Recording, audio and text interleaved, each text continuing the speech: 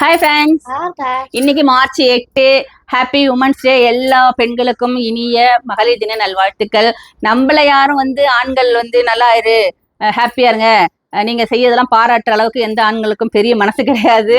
ஒரு சில பேர் எப்பயும் டார்கெட் பண்ணி நம்ம லேடிஸ் டவுன் பண்ணி வச்சிருப்பாங்க. அதெல்லாம் கேர் பண்ணிக்காதீங்க.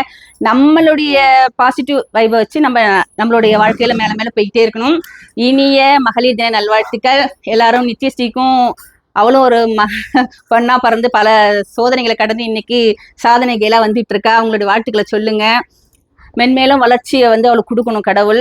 அதை இந்த மகளிர் தினத்துல உங்கள்கிட்ட ரெக்வஸ்டா கேட்டுக்கிறேன். எல்லாரும் அவளுக்காக வாழ்த்துக்களை சொல்லுங்க. ஒரு பெண் குழந்தை பிறந்தாலும் சமுதாயத்துல எல்லாமே செலவு, ஒரு பிரச்சனைக்குரிய பொருளா தான் அவள் நினைச்சிட்டு இருப்பாங்க. ஆனா பெண் குழந்தைகள் இருக்கிற வீடு மகாலட்சுமி வாசம் செய்யற ஒரு வீடா தான் இருக்கும். அப்படி அதுல எந்த ஒரு சந்தேகமும் இருக்காது. பெண் குழந்தைகள் இல்லாத வீடு தான் அது எப்படி சொல்றது, நல்லாவே இருக்காது. வீட்டுல ஒரு பெண் குழந்தையாவது இருக்கணும்னு சொல்லுவாங்க. அந்த விதத்துல எனக்கு 2 மகாலட்சுமி கிடைச்சிருக்காங்க. எங்க வீடு சொர்க்கம் மாதிரி. இவ முன்ன பின்ன இருந்தாலும் எங்களுக்கு அதை பத்தி கவலை இல்லை. அவளுடைய வாழ்க்கையில என்ன தேவையோ அதெல்லாம் செஞ்சு கொடுத்துட்டு இருக்கோம். ரொம்ப சந்தோஷமா இருக்கு, ஹாப்பியா இருக்கா இல்ல?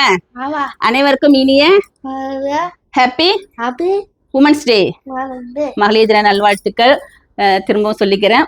இந்த நாள் இனிய நாள் அமையட்டும். பெண்கள் தங்களுடைய சாதனைகளை எந்த விதத்திலயாவது ப்ரூவ் பண்ணணும். இந்த உலகத்துல கல்யாணம் ஆகி குழந்தை பெற்று வளர்க்குறது அப்படிங்கிற ஒரு சாதனை தான். இதையும் மீறி நம்ம பல சவால்கள் சந்திச்சுட்டு இருக்கோம். அதுல ஒரு ஸ்பெஷல் சைல்டு குழந்தைக்கு அப்பாவா அம்மாவா இருக்கிறவங்களுக்கு ரொம்ப சவால்கள் அதிகமா இருக்கும். அந்த பெண்கள் பல விதங்கள் அதை ஃபேஸ் பண்ணிக்கிட்டு இருக்காங்க.